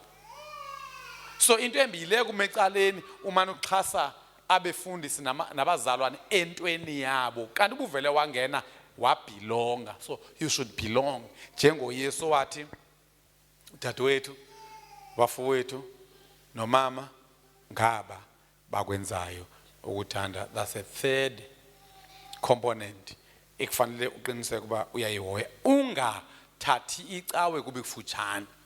Jonga uba kule cawe bazinikele na kwintando yalo omthandayo, because tema iqala ibe ngokuqala. Number 4, spiritual security. Spiritual security is another component. Xa sithetha nge-spiritual security, kukuba wazi ukuba uThixo ukukhusele. Ungabi impanga yoyika abathakathi la. Once kwathethwa nge-security, you look to God. Ukwenzela uba xa ukho into ezenzekayo ezimbi ungathathi ngoba uThixo ukulahlile. So once you find yourself secure in God, ithethe ukuthi i-security yakho uyijonge from the spiritual aspect, the spiritual side. And niyomangala uba amahedeni sometimes they can be more religious than amakholwa. Amahedeni ayathwala. Amahedeni abiza amagqirha uqinisa. Amahedeni, they really believe ukuthi the physical life is controlled by the spiritual life. But abazalwane, you find them being so secular. But the bathi andikholelwa kuthakatheni, ungalingi uyikholelwa. Xa uthiwa nangu umthakathi jonga naye ebusweni bangathi nguyena. Cha uyazi ke wena uba mna andizumtshisa, andizumthini kuba ndisecure spiritually. Uba ngaba uya kwi-interview bathi baye emagqirheni awuyi wena because you ascribe your spiritual security to the God you worship. So sithi ke number 1, wena as a person worship God. Number 2, your family should worship God. Then find a place where you are going to worship God, indawo ezoba likhaya lakho, and ungene abantu babe ngadadewenu nabafowenu nomama bakho ubelonge. Fourthly, spiritual security. Suhamba untantazela uhamba ufuna ukuprofethwa unikwe iphone numbers kube sekuthiwa kwathi bafika bathatha umchamo wakho bahamba nawo. Yazi ukho abantu aboyika xa bechama bachamela eplastikini bemke nawo angene nawe eTexini. Umchamo because uthi abazojonga ulanda uchame kuyo bafike bawuthathe. Ufuna ungene nawe eTexini uyolahla le kude. Nangu nikumchamo wena ungenza ukuphethe kwangu. Yes. So yenza ke lonto ungabi ngumuntu onoloyiko because you find your security in the spiritual side, on the spiritual side. Yes. A comment iti icebo masenzeni iprogram zethu zomncwabo ngoku sibonise ifamily zethu zingasokolisi icawe xa ifikile. Ndandiyishilo loo ndathi khanisho uba xa nifile sodibana nabantu phaa kuni akho kwamntu andinikayo. Xa nifile ngwandazi uma ndingathetha nabani and mna ndi-flexible kakhulu shame. Umbaba ke bandisokolisa ndiyahamba. Andinalo lobe ndingcwabana nawe because xa somnyama lo rhamente lethu. Cha ulapho la lehlala khona. So uba bakhala uzingcwabela bangangcwaba. That's not because souls abantu apha. That's why kufanele efamily yakho ufumane umuntu okuqonda kakuhle. Sazi uba nguye sizodibana naye, azi uba senza kanjani. Singafiki sokuthiwa mfundisi sicela uthethe naye. Yo. Kuthi uba uthethe naye awuzumngcwaba. Dumisa imoto yami ngiyajika. Ndithi haya sizumenza isinyanya lo muntu. Mamozi. Amen. Mna ndabaxelela nje bonke abantu abandaziyo bapha endlini. Noba ke angeze kuwe ke. Dathi owamfundisi mnye umfundisi naye nguye uzophatha apha ibandla lami lonke. And ubaxela ubuzopho. Batsho besithi yo uzawuthini uba uzobufile nje kuthi bethini ndithi mna apha kwam umuntu ozophatha apha kwase faith tata umfundisi nabazalwana baba. Uma ngakuthi uzoporha ngeke bangakuphuphi. Ngeke bangakuphuphi kwakwezi insuku nje eziye kungcwabeni bangaphupha ubabhombisa ungcwabeni. So bazalwane ndiyacela aningene ebazalaneni mababe yifamily yenu. Okwesibini, count on God in terms of security. And then lastly for today, the other component in terms of spirituality is the spiritual leadership. Believe in the spiritual leadership. Xa umzalwane manga vele umfundisi evese uthi uqashiwe. Ye tata ndiqashiwe. Hayibo. I-spiritual leadership ilanto yokuba tata ngicela undithandazele ndiya ku-interviews, tata ngicela undithandazele ndiye 20. Ithetha xa unjalo uthembe ukuba the spiritual side of your life is a driving force for all the other aspects of your life. If ungumzalwane ongasacela imithandazo, it means you have become secular. If ungumzalwane ongathandaziyo naxa uzobhala iphepha, should you are becoming secular. Because ngenzeka kuba ngoku ubhala nabo pha baqala baqhusa impepha because they are spiritual. And thina singabazalwane once safundiswa kakhulu sifundiseka siyeka ukuba spiritual, siyeka ukuphila by faith, siphile nge-knowledge. Kuthiwa khona abantu abathiwa zi-Gnostics. kuthiwa yi-Gnosticism. Abantu abesithi ubuhlobo noThixo ungabufumana ngoba ube nolwazi oluninzi. But there's no need for a faith. Thina sibeliever ekutheni mazi uThixo kodwa iba nayo ifaith yokuba ezinye izinto zolungiswa nguThixo, ezinye izinto I will consult my spiritual leader. Niyabona bazalwane, kodwa ke le spiritual leadership ndizofuna yona sibe ne topic yayo, because uba sinoke sijonge eBhayibhelini niyamkhumbula la mama ekwakukhona indlala kwafuneka nike ukutya uEliya. Uyazi Paul izinto pha zalungiswa si spiritual leader. Ngiyakhumbula umama wena abantwana ababini ababezothinjwa kuba wayekweleta umyeni, yalungiseka through the spiritual leader. Niyakhumbula umfazi waseShunammite woman le yayilungiselele uElisha igumbi eliphezulu and all, wafa umntwana walo walungiswa into spiritual leader. Niyakhumbula, I mean there's a lot. Odokas bavuswa by the spiritual leader Petros. Niyakhumbula izembe litshonile zange, because into eyenzekayo sino i-professionals zine potential of replacing the spiritual leader. UPaul ba zonke izinto zakho so vele wazixhomekisa kwi-professionals. Uba uyagula awusafuni nokubeka isandla, so believer kwi-professionals, the doctors. Uba uxakwe into yemali uya kwi-professionals zemali. So yilumkele into yoba i-professionals zi-replace the spiritual leadership, because i-spiritual leadership yindlela uThixo enze ngayo. Uthe uThixo pha, I will give you shepherds who will guide you with knowledge and wisdom. uThixo ngokwatsho lonto ebesazi uba zikhona i-professionals. So into endiyilwa yonke imihla ke le, that's why ndiyazi I really fight into yoba ndingabi nalo ixesha lokuthandaza, ndive ndithembe i-professionalism. I-headache yakho ayidingi igqirha qa, ayidingi discipline qa. Kushuthi kusukela namhlanje ufuna ndifumane oWhatsApp abaninzi, tata ndicela undithandazele ndifake inhloko, andizude ndibe ukuthi ibambe efowunini, andizuyenza loo nto. Cha mayifike imiyalezo kum, akho nto imbi njengoba ndivese ndiva ngomuntu osebenza naye uba hayi irhamente lam lilalisiwe, ndifika solele ngomqolo pha eShepi kuphi, ndifika solele ngomqolo eSheli pha udlitshepisa. Kutheni ubukela iTV pha ndive ngabanye abantu, because into efuna nilumkele bazalwane, yazini ukuba ezinye izinto zezemimoya nyani. Bantu abakwethu uSathane unamandla nyani. That's why amandla akhe siwa-diffuser ngamandla kaThixo. That's why sinikwe amandla okukhupha idemon. That's why sinikwe amandla to speak against these forces. Yes, but there are forces of darkness, there are spiritual forces, and uThixo ubabeke abefundisi, not kube bhidekile. We can't be replaced by professionals, bazalwane. Masinga replacewa yi-preparation. Uba le interview ndiyipreparishele kakuhle. Always add the divine. Always add the spiritual aspect, because up andisho uba bazokoyisa abantu, but yazi uba you live by faith.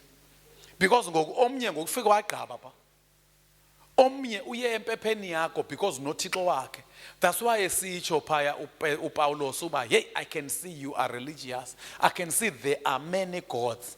Kodwa ke mna ndizonifundisa ngompha uThixo lokhu ubhalwe to the unknown God, because kwakhona izibingelelo i-altars nge-altars, kwakhona i-altar ebhalwe to the unknown God. Mhlambe enye yayikuThixo welanga, enye uThixo wemvula, enye uThixo wantonto, kwaba sethiwa unknown. Uthi ke ndizonifundisa ngaloke mna kuthiwe unknown God, which means xa ungumzalwane yiba nayo i-altar yakho. Abantwana bakho mabazi uba une-altar yakho. Sivana ke? So masifunde ukuthandaza, masifunde ukubeka zonke izinto zethu emthandazweni. Nabantwana bakho xa bezobhala bathandazele, whether they see you or not. Xa ukhumbule babizo bathandazele, kodwa yenza sure uba uyathandaza ngabantwana bakho xa bezobhala.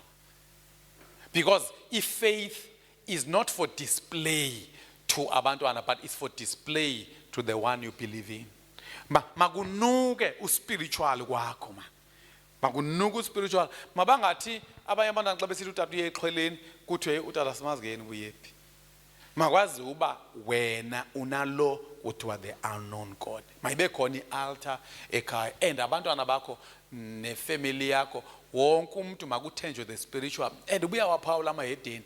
They don't want anyone to tamper with their spiritual. Ungayenza yonke into ngeke ubaphazamise ukhubekise izinyanya zabo. So nawe ke mabazi uba hey ningandithinte ngoThixo wami. Ningandiphazamise. Abazalwane uyazi ba xa ungayithobelanga into etshiwo yi-leader, which means umosha kwicala lakwa spiritual. I-spiritual leadership sibekwe nguThixo and kubekwe i-leaders ezi-imperfect just like you. Enye leader uphala uba ifunde nakancinci kunawe. Omamonza abanye benu bangakhumbula uba sometimes i-leaders ziyakwazi uba zibizwe ziyothandaza kwa-principal, ziyothandaza kwabantu bani, but ngoku azikwazi kuya i-leaders ziyothandaza kwa-principal because anisazirecommend kwanina. Niyayikhumbula intombazana eyarecommenda u-Elisha kuNaaman. Kusho ukuthi le ntombazana ine-confidence kwi-spiritual leader yakhe. Uyabona nina ungenzeka ukuba kwiindawo zenu kuthiwa sizoba nento ethile sibize umfundisi, akajiki nasendleleni wakhe umfundisi. Kude kubuzwane somfumana phi na uthule tu. Kanti befamba uyatsho umfundisi wami. Kuthiwe hayi uyathuka masifaka kubani. Kodwa abevelile. Ungathi unamfundisi. Kofunde babi le verse. Kuthiwa le ntombazana ibona uNaaman enjani? Eneqhenqe ezama yonke into. Wathini lo mntana? Nkosi yami. Uyaqonda basi slave. Utsho ngembeko kasenkulu Nkosi yami. Ngapha kwaSirayeli ukhona umuntu ongakunceda. Ewe ngalento.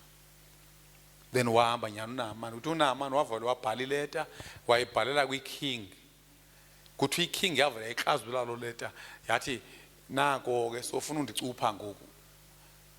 Mna ndingenaphi kulonto kuba uNaaman uandamine akafuni kuya pha kuElisha. And xa sefika uElisha ufika kwindoda engazithandabuziyo naye. Ngokwacimba uzofika ambeka izandla wathi hayi hamba yohlamba. Zanga enokuya kuye wathumela ambani yomxelela uba makahamba ohlamba. Waqhubeka uNaaman wathini bendicikela uba uzokandibize awangawangise izandla. And ukaPaul uba wena umfundisi wakho umrecommenda kancinci kunogqirha oba odisayini obani ba. Yukhona ugqirha apha ukwandibethe sibhoba samsiphele tu. Ya noGatram uyaziwa. Unqala wazi nespelling kodwa kunzima ubhala umjungula. Ndingunjungula kuwe. Bazalwane bam, our spiritual leaders. Niyabona mna lento nengixela yona ndiyaza pha kum. Utata uZoko xa ebe umfundisi wami, I would recommend him for everything spiritual. Because okokuqala into endiyiphawuleyo ingathi umfundisi akangeni kwinto spiritual qha.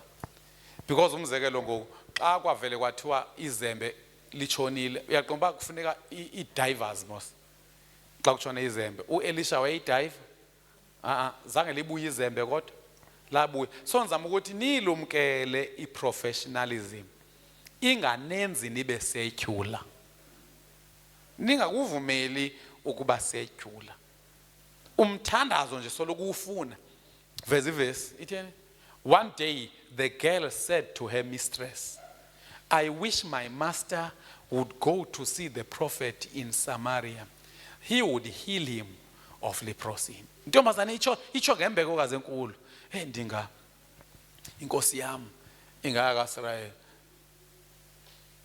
Funde verse Xhosa. Ndiya ngasekuvaleni ku verse Xhosa.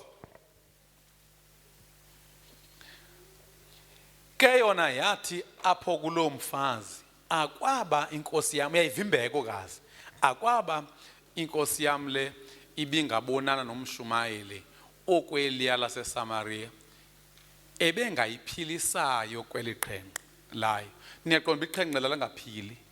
Kodwa lo mntana uyariska ukuba ndine faith yokuba uThixo lo sebenza ngalamprofeti angamphilisa. Masiye kwiverse yokugqibela about the spiritual leadership. Phaya kuJames. Is this James 5 baby? Kuthiwa ububani uyagula makabiza amadoda amakhulu. amthandazele amqabe ngeoil. Ngaba nami ngoxa sekufika ixesha ngizophatha ioil yami encane. Mamelani, ioil kaloku engafunekiyo ioil enikwa irhamente ukuba li-apply. Funeka ningachithi usana namanzi. Into esi-against yona siyi-AFM, i-pronouncements zethu kukuba akekho umuntu ofanele athengiselwe i-oil. Otherwise siyayisebenzisa i-oil thina e-AFM.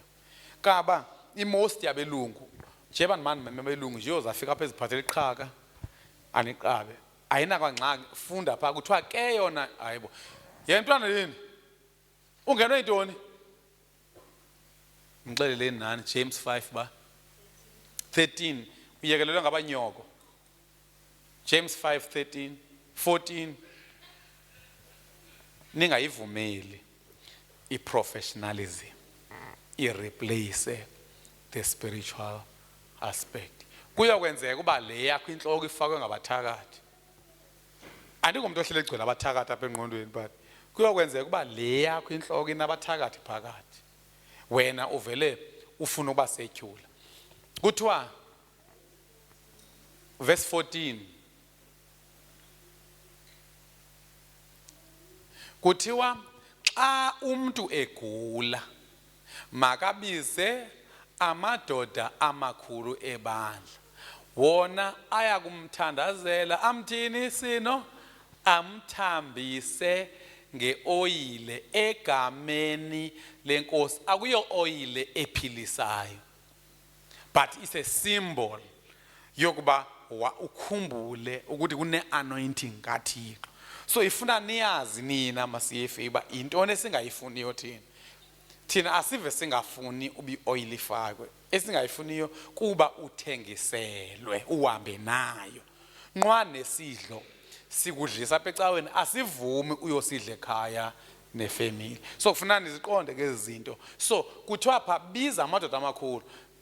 Koveze uverse 13. Uverse 13 uthi uba ukhathazekile ithini thandaza. Kuthiwa ukuba kukho osenkathazweni makathandaze. Ukanti xa umuntu evuya makahlabelele ingoma adumise. Then uba uyagula makabize amadoda amakhulu. So kusho ukuthi into yoba undigxeka uba ndiza ngesibhedlela ungandibizanga. Andazi uba unguvesi bani lo undifuna ndiye pha ungena faith yam. Because funa nithi ndisiza wena ube une faith yokuba xa ndikuthandazela ndizokubeka isandla uphile. Gqitha kalo mntana 15 kuthiwa ke such a prayer offered in faith will heal the sick.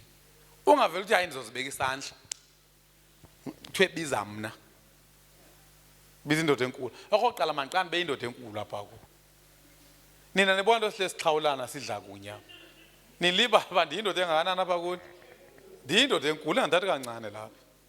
Uba umfowenu likhansela xa eseofisini yakhe ungamthatha kancane? No. So ithi ke such prayer offered in faith will heal the sick and the Lord will make you well, and if you have committed any sin you will be forgiven. Uyayibona uba le ndoda enkulu ihamba kakhulu iyofika nasesoneni zakho. Ndiyanicela bazalwane ningayivumeli i-secular mindset. Don't grow cold in faith. I-faith ithetha ukuthemba ukusebenza kwamandla angabonwayo. Cela siphakamile. Yes ndaba.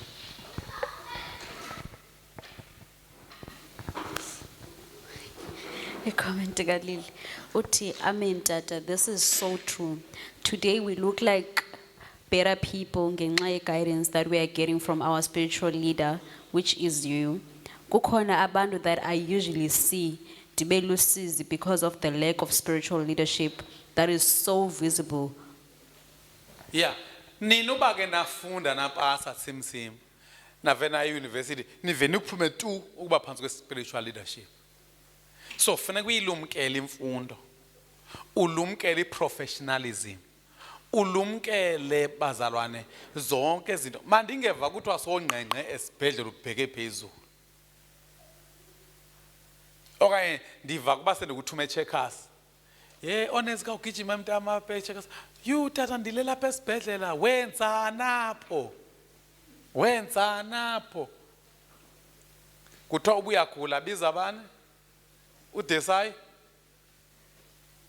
akuthiwa ungayi kuDesai kodwa kuthiwa biza indoda enkulu ayinkulanga siyiquke le ndoda abantu abakwethu yindoda enkulu ngokugcotywa nguThixo uyabona mama uGaxini if abazalwane bangake baliwoye the spiritual side of life bangabahlonipha befundisa umfundisi fanele xa umhlonipha ngathi uyamkhonza uyabona abantu abakhona ngoku kunzima nokubanika i-guidance andazi noba nithatha ngoba la verse uThixo athi uyokunika abelusi abazonigayida ubhanxekile nakanazi bani clever did subject yourself to spiritual leadership intentionally and the spiritual leadership in the olden days ibingabi na negotiations iba instructive yento ethi ndiyacinga ngonina uba ngekuthiwe niyagula nifanga amehlo avela Yesu ambo athumsela kunika udaka athi faka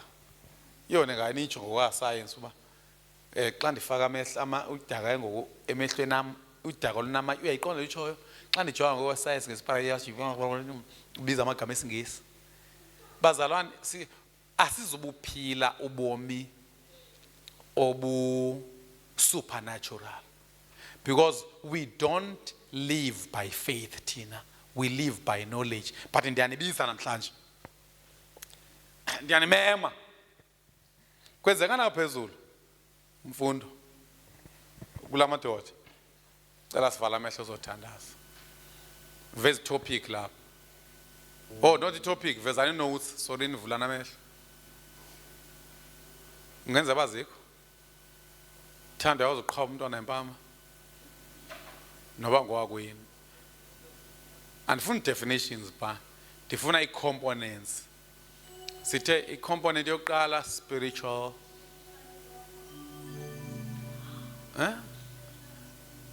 kuthi spirituality ubhalwe wrong nithe